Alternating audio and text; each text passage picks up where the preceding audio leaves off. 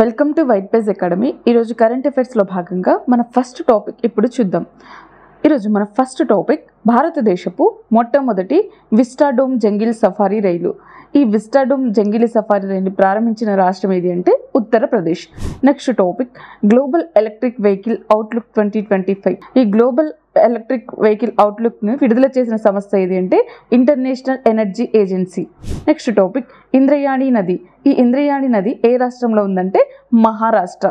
ఈ ఇంద్రయాణి నది పింప్రి చించ్వాడ్ గుండా ప్రవహిస్తుంది. ఇది ఎందుకు వార్తల్లోకి వచ్చిందంటే ఇది నీటిపారుదల ద్వారా స్థానిక వ్యవసాయదారులకు ఈ నది మద్దతును ఇస్తుంది. నెక్స్ట్ టాపిక్ RS-24 యార్డ్స్ అనేది దీనిని అభివృద్ధి చేసిన ఖండాంతర ప్లాస్టిక్ క్షిపణి చేసిన దేశం ఏది అంటే రష్యా. ఈ ఖండాంతర ప్లాస్టిక్ క్షిపణిని అభివృద్ధి చేసింది. Next topic nuclear scientist mister Srinivas మరణం. ఇతని యొక్క ప్రత్యేకతలు చూసుకుంటే ఇతను 2015లో రెండవ అత్యున్నత పౌర పురస్కారమైన పద్మ విభూషణ్ని 2015లో పొందారు.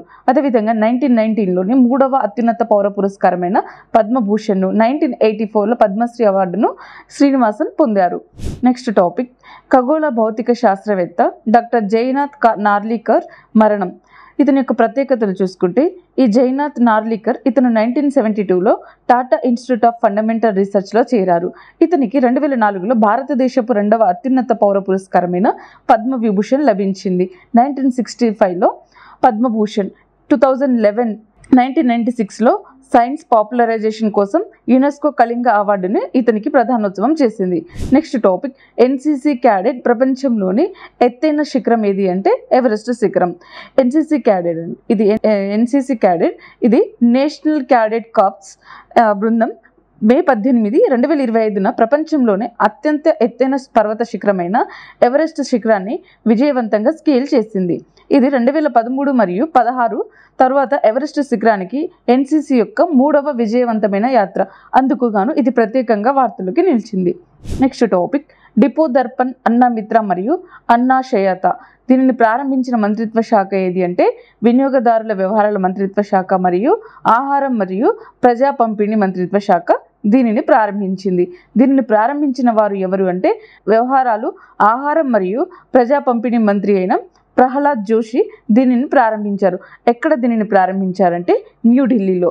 నెక్స్ట్ టాపిక్ ట్రాకోమాను ప్రజారోగ్య సమస్యగా గుర్తించిన తొలి దేశం ఏది అంటే భారతదేశం.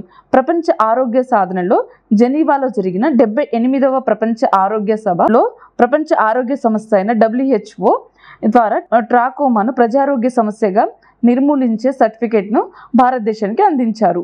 ట్రాకోమా అనేది క్లామిడియం ట్రాకోమటిస్ అనే బ్యాక్టీరియా వల్ల కలిగే నిర్లక్ష్యం చేయబడిన ఉష్ణమండల వ్యాధి. ఇది ప్రపంచవ్యాప్తంగా అంధత్వానికి ప్రధాన అంటు కారణం. ముఖ్యంగా పరిశుద్ధం సరిగా లేని ప్రాంతాలలో ఈ వ్యాధి సోకుతుంది. నెక్స్ట్ టాపిక్ గిరిజన రైతుల కోసం ప్రారంభించిన పథకం పేరు ఏంటి అంటే ఇందిరా సౌర గిరిజల వికాసం. దీనిని ఏ రాష్ట్రంలో ప్రారంభించారంటే తెలంగాణ. ప్రారంభించిన వారు ఎవరు అంటే తెలంగాణ ముఖ్యమంత్రి అయిన రేవంత్ రెడ్డి. ఈ పథకం గిరిజన రైతులకు ఉచితంగా సౌరశక్తితో నడిచే పంపులను అందిస్తుంది. Next topic world be day 2025. ఈ వరల్డ్ బీ డే 2025ని ఏ తేదీన జరుపుకుంటాం? 2025లో దీని యొక్క థీమ్ ఏమిటో ఇప్పుడు చూద్దాం. వరల్డ్ బీ డేని ప్రతి సంవత్సరం మే 20న జరుపుకుంటాం. 2025లో దీని యొక్క థీమ్ ఏమిటంటే be inspired by nature to nourish us all. Next topic world fair play day. ఈ వరల్డ్ ఫెయిర్ ప్లే డే ఏంటి, ఇది ఎందుకు వార్తల్లోకి వచ్చింది, ప్రతి సంవత్సరం దీన్ని ఏ తేదీన జరుపుకుంటామో ఇప్పుడు చూద్దాం. వరల్డ్ ఫెయిర్ ప్లే డేని ప్రతి సంవత్సరం మే 19న జరుపుకుంటాం.